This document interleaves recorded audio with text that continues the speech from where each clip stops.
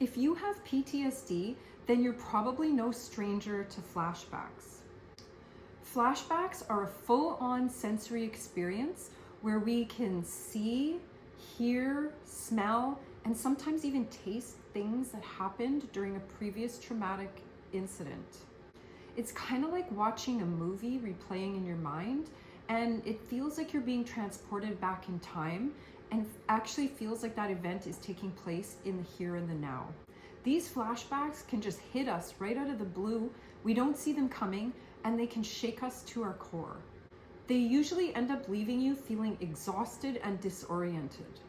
If you have complex PTSD, then it's most likely that you've experienced emotional flashbacks as well. And these can be like hell on earth to deal with. They differ from the sensory flashbacks in a couple of different ways. The first way they're different is that it's not a sensory experience, and you're not visualizing anything, and you're not transported back in time through your senses. But you are transported back in time to the emotions and the feelings that you felt during a traumatic event. So it's like reliving the feelings that you had at the time that a traumatic event took place. And these feelings and emotions are usually extremely intense. It's not like you sit down and consciously remember the event and the feelings associated with it. Those feelings just kind of come on, and when they do, you might not even understand where they came from. An example from my own life has to do with the weather. Now, a couple of traumatic incidences that I was involved in happened in the springtime. So I always thought that it was spring or those dates that brought up bad feelings. But it turns out it's not just the dates or the time of year, it's the weather. And this year we've had plenty of beautiful spring-like temperatures throughout most of the winter.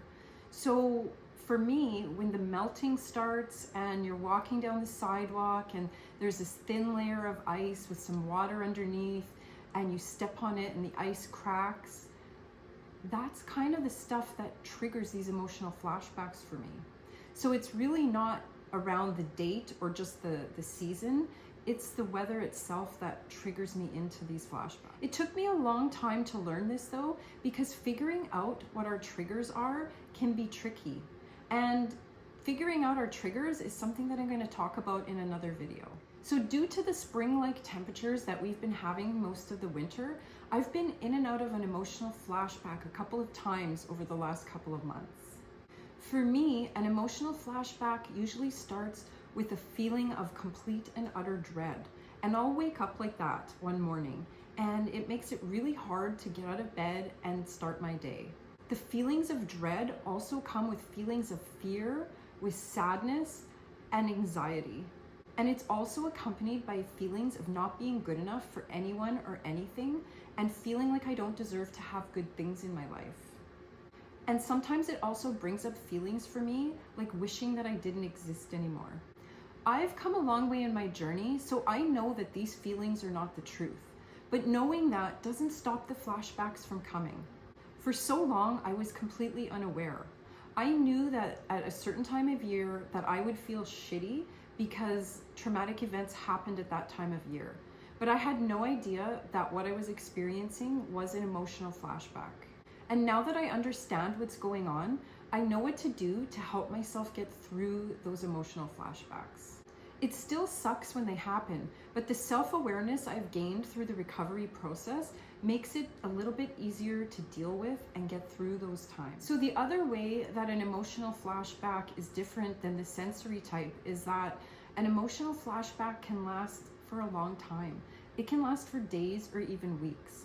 And in my case, the emotional flashback that I get in the springtime usually lasts a couple of weeks, where I'm in and out of it with heavy and intense emotions. These days, I can recognize when I'm in an emotional flashback, and when I notice that that's happening to me, I practice a lot of self-care.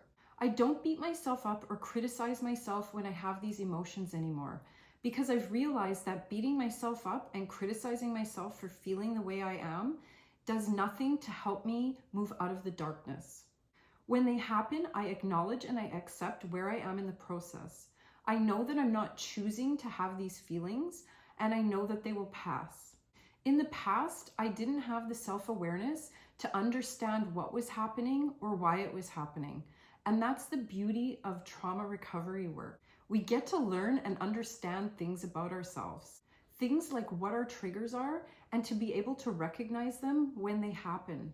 Doing the PTSD and trauma recovery work doesn't mean that our symptoms are all going to just disappear, but it does mean that we're going to learn how to deal with them when they come up in a better and a healthier way. So if you can relate to anything that I've just talked about in this video, I want you to know that you're not alone. I know the road to recovery is long and full of twists and turns, but when you're having a bad day, remember who you are. Remember your strength. You are stronger than PTSD. It's perfectly okay to stop and rest when you're having those bad days, but remember not to give up. Keep going through it. You are never alone. You've got this.